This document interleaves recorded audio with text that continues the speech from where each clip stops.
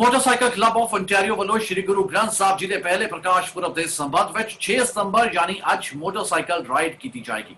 जी हाँ, इस राइड संबंधी प्रबंधकों ਵੱਲੋਂ मीडिया ਨਾਲ खास गलबात की गई ਅਤੇ ਉਹਨਾਂ ਵੱਲੋਂ ਸੰਗਤਾਂ ਨੂੰ ਵੀ ਇਸ ਰਾਈਡ ਵਿੱਚ ਸ਼ਮੂਲੀਅਤ ਕਰਨ ਦੀ ਅਪੀਲ ਕੀਤੀ ਗਈ। ਨਾਲ ਹੀ ਉਹਨਾਂ ਨੇ ਬ੍ਰੈਂਪਟਨ ਦੇ ਮੇਅਰ ਵੱਲੋਂ 6 ਸਤੰਬਰ ਨੂੰ ਖਾਲੜਾ ਦਿਵਸ ਦੇ ਤੌਰ ਤੇ ਮਾਨਤਾ ਦੇਣ ਤੇ ਖੁਸ਼ੀ ਪ੍ਰਗਟ ਕੀਤੀ ਹੈ ਕਿ ਇਹ ਇੱਕ ਇਤਿਹਾਸਕ ਦਿਨ ਵਜੋਂ ਜਾਣਿਆ ਜਾਏਗਾ। ਸਿੱਖ ਮੋਟਰਸਾਈਕਲ ਕਲੱਬ ਆਫ ontario ਵੱਲੋਂ ਇੱਕ ਨਿਵੇਕਲੀ ਰਾਈਡ ਜਿਸ ਵਿੱਚ ਅਸੀਂ ਆਉਣ ਵਾਲੀ ਪੀੜ੍ਹੀ ਨੂੰ ਨਾਲ ਲੈ ਕੇ ਚੱਲ ਰਹੇ ਹਾਂ।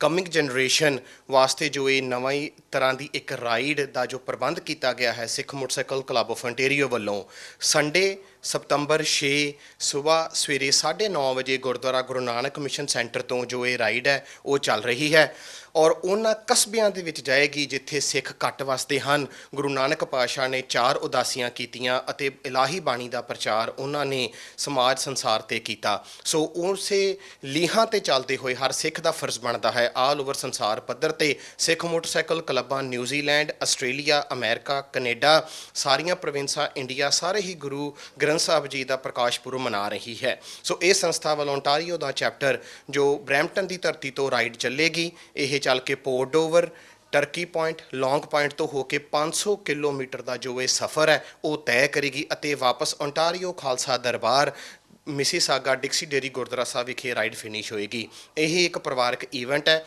ਰਾਈਡ ਫਲੈਗ ਆਫ ਕਰਨ ਜਾ ਰਹੇ ਹਨ ਆਨਰੇਬਲ ਬਰੈਂਪਟਨ ਦੇ ਮੇਅਰ ਪੈਟਰਿਕ ਬਰਾਊਨ ਜੀ, ਜਿਨ੍ਹਾਂ ਨੇ ਹੁਣੇ ਦੇ ਵਿੱਚ ਹੀ ਜਸਵੰਤ ਸਿੰਘ ਖਾਲੜਾ ਡੇ ਸਤੰਬਰ 6 ਨੂੰ ਐਲਾਨਿਆ ਹੈ। ਸੋ ਉਹਨਾਂ ਦਾ ਮਨ ਦਾ ਮਾਨ ਸਨਮਾਨ ਵੀ ਕੀਤਾ ਜਾਏਗਾ। ਸੋ ਆਓ ਅਸੀਂ ਸਾਰੇ ਰਲ ਕੇ ਇਸ ਰਾਈਡ ਨੂੰ ਫਲੈਗ ਆਫ ਕਰੀਏ ਔਰ ਸਾਰੇ ਰਾਈਡਰਾਂ ਦੀ ਹੌਸਲਾ ਅਫਜ਼ਾਈ ਕਰੀਏ। ਪਿਛਲੇ ਸਮੇਂ ਦੇ ਵਿੱਚ ਸਿੱਖ ਮੋਟਰਸਾਈਕਲ ਕਲੱਬ ਨੇ Canadian cancer society, diabetes Canada, ride engaged drugs, breast cancer awareness ride 550 miles 45 ਦਿਨਾਂ ਦੇ ਵਿੱਚ 19 ਕੰਟਰੀ 19 ਮੁਲਕ ਤੈਅ ਕੀਤੇ ਔਰ ਕੈਨੇਡਾ ਦੀ ਧਰਤੀ ਤੋਂ ਚੱਲ ਕੇ ਪੰਜਾਬ ਸ਼੍ਰੀ ਦਰਬਾਰ ਸਾਹਿਬ ਨਤਮਸਤਕ ਹੋਏ। ਸੋ ਜੋ ਇਹ ਰਾਈਡ ਹੋਣ ਜਾ ਰਹੀ ਹੈ ਆਓ ਉਸ ਦੇ ਵਿੱਚ ਸਾਰੇ ਆਪਣੇ ਯੋਗਦਾਨ ਪਾਈਏ। ਤੁਸੀਂ ਸਾਨੂੰ ਸੰਪਰਕ ਕਰ ਸਕਦੇ ਹੋ 416 991 55 55 ਜਾਂ ਤੁਸੀਂ ਸਾਨੂੰ ਈਮੇਲ ਕਰ ਸਕਦੇ ਹੋ ਸਿੱਖ ਮੋਟਰਸਾਈਕਲ ਕਲੱਬ ਆਫ ontario@gmail.com। ਅਸੀਂ ਸਿੱਖ ਮੋਟਰਸਾਈਕਲ ਕਲੱਬ ਆਫ ontario ਵੱਲੋਂ ਸੰਗਤਾਂ ਦੇ ਚਰਨਾਂ ਦੇ ਵਿੱਚ ਬੇਨਤੀ ਲੈ ਕੇ ਹਾਜ਼ਰ ਹੋਏ ਆ। ਜਿਵੇਂ ਕਿ ਸਾਰੀ ਸਿੱਖ ਸੰਗਤ ਜਿੰਨੀ ਵੀ ਟੋਰਾਂਟੋ ਦੇ ਵਿੱਚ ਆਲੇ ਦੁਆਲੇ ਵਸਦੀ ਆ ਸਿੱਖ ਮੋਟਰਸਾਈਕਲ ਕਲੱਬ ਦੇ ਇਤਿਹਾਸ ਨੂੰ ਜਾਣਦੇ ਹੋ। ਸਿੱਖ ਮੋਟਰਸਾਈਕਲ ਕਲੱਬ BC ਤੋਂ ਸ਼ੁਰੂ ਹੋਇਆ ਸੀ ਤੇ ਜਿੰਨੀਆਂ ਵੀ ਕੈਨੇਡਾ ਦੀਆਂ ਪ੍ਰੋਵਿੰਸਸ ਨੇ ਹੌਲੀ ਹੌਲੀ ਇੱਥੇ ਫੈਲਿਆ, ਫਿਰ ontario ਦੇ ਵਿੱਚ ਆਇਆ। ontario ਦੇ ਵਿੱਚ ਸਿੱਖ ਮੋਟਰਸਾਈਕਲ ਕਲੱਬ ਅਸੀਂ 2008 ਦੇ ਵਿੱਚ ਇਹਦੀ ਸ਼ੁਰੂਆਤ ਕੀਤੀ ਸੀ।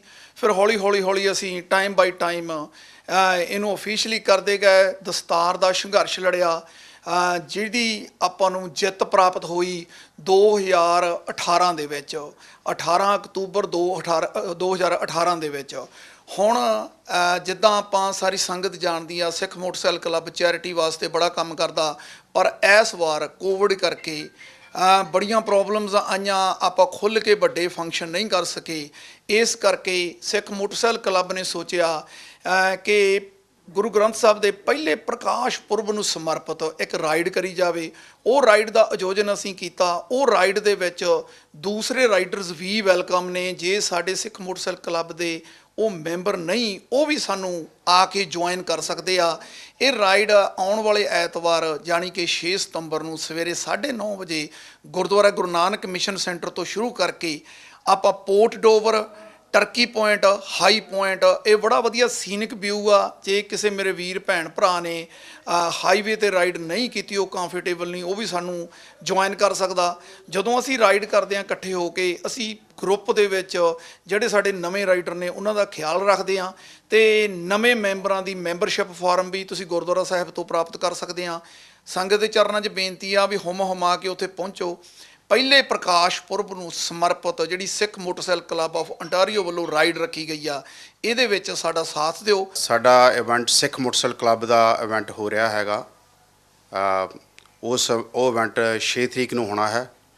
ਅਸੀਂ ਰਾਈਡ ਕਰ ਰਹੇ ਹਾਂ ਗੁਰੂ ਗ੍ਰੰਥ ਸਾਹਿਬ ਨੂੰ ਸਮਰਪਿਤ ਅਤੇ ਪੀਟਰ ਰੋਬਰਟਸਨ ਗੁਰਦੁਆਰਾ ਸਾਹਿਬ ਤੋਂ ਚੱਲੇਗੀ 9:30 ਵਜੇ ਤਕਰੀਬਨ। ਅਤੇ ਅਸੀਂ ਅਪੀਲ ਕਰਦੇ ਹਾਂ ਸਾਰਿਆਂ ਨੂੰ ਕਿ ਉੱਥੇ ਤੁਸੀਂ ਸੰਡੇ ਨੂੰ ਸਾਰੇ ਪਰਿਵਾਰਾਂ ਸਮੇਤ ਪਹੁੰਚੋ। ਅਤੇ ਬੜੇ ਮਾਣ ਵਾਲੀ ਗੱਲ ਹੈ ਆਪਾਂ ਪੱਗ ਬੰਨ੍ਹ ਕੇ ਮੋਟਰਸਾਈਕਲ ਚਲਾਉਂਦੇ ਹਾਂ। ਇੱਕ ਵਧੀਆ ਹੌਬੀ ਹੈ।